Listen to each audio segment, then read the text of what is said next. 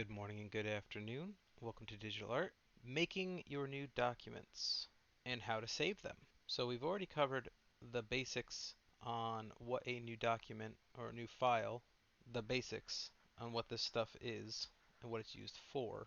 You can also find additional presets up here under saved photo, print, art and illustration, web, mobile, film and video.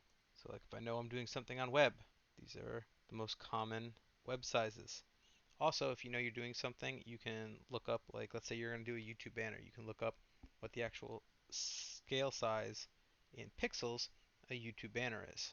So if you're doing something on mobile or for film and video, giving your work a title that makes it easy for both you and me to keep track of is super important. So your titles for your work are always going to be whatever the project is called. For the example, I'm just going to say project. The project's called School Drip. I would type in School Drip, a dash, and then your name. So for my example for this, I'm going to currently do project dash name. If I can't tell whose project it is, I don't know who to give grades to. Let's move on and hit create. So when you first create a project, as long as you left the transparency on, this checkerboard pattern, so the very light gray and the white boxes, that means there's nothing there. It's like you're looking at a piece of glass. You can see completely through it, and there's nothing in the background. A visual cue to tell you this is not white, this is nothing. And you can't see through white. You can see through nothing or glass. If you paint a window with white paint, you no longer can see through it. So this background is not white, this background is nothing. Saving our file. So when I go up, I have options to save, save as, or save a copy. So if I do work of some kind,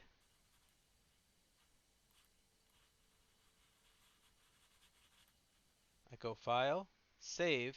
Now this is saving to the Creative Cloud. Where is the Creative Cloud? The Creative Cloud is online. So if you have access to Photoshop on your take-home laptop or your personal computer at home, and you're using a laptop that is located at school, or you want to switch between two different laptops when you're doing work, or a desktop and a laptop or whatever, save it to the cloud. You just hit save. If you need to save this to the computer, you can select on your computer, and it just tells you the differences between what you can access. Right now we're going to say save to cloud documents, project Mr. Cox, great, and we will hit save. Alright, so that is save. You probably want to save your work every half hour. Save your work every half hour you're working on it. If something goes wrong, then you only lose a half hour of work. What's the difference between save and save as? Well, let's select save as. Again, let's just go save to Creative Cloud. Now what this is doing is this save as is giving me the option to save the same thing I did, but named something different. Let's say I know I'm going to try to color this two completely different ways, but I don't know which way I'm going to like. But what I'll do is I'll save it as something else, like the title of the project, then 2, because it's going to be my second version, and then my name at the end. And then I'll hit save. This means when I go to open, now I can either open the first original copy, the first version, or the second version.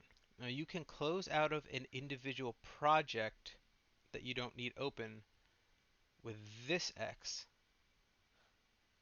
Be careful about using the X all the way in the upper right, because what that's going to do is that's going to close Photoshop. Unless you want to just completely close Photoshop, you've saved everything, be careful with that X. This one will let you just close what you're working on. Save a copy. Usually, if you're going to save a copy, you're going to want to save it on your computer. Or you might save it to the Creative Cloud. Or you save it to your thumb drive.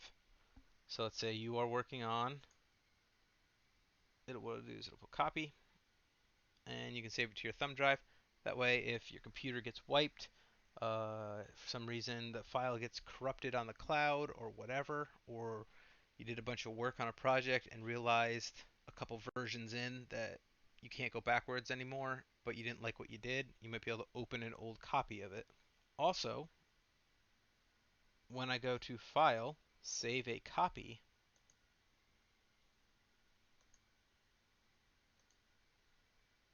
when I go to Save As, let's go save on my computer. When I go to save on my computer, if I have a thumb drive put into the computer, I can select my thumb drive and I can save it inside my thumb drive. Or if I'm working on a computer and I don't know where it's going to go, I can just save it to my desktop, move it later. What do I want to call it? Well, I still want it to be called the project. Now, save as type.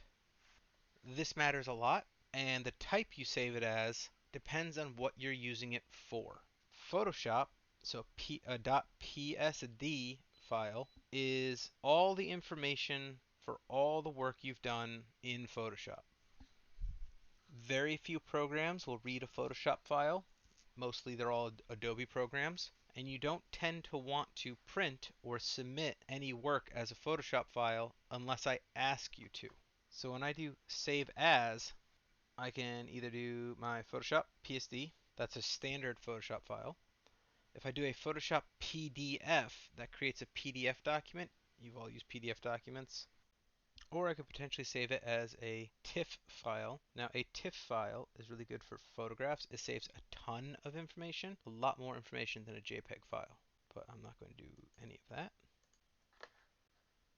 I'm going to go to File, Save a Copy.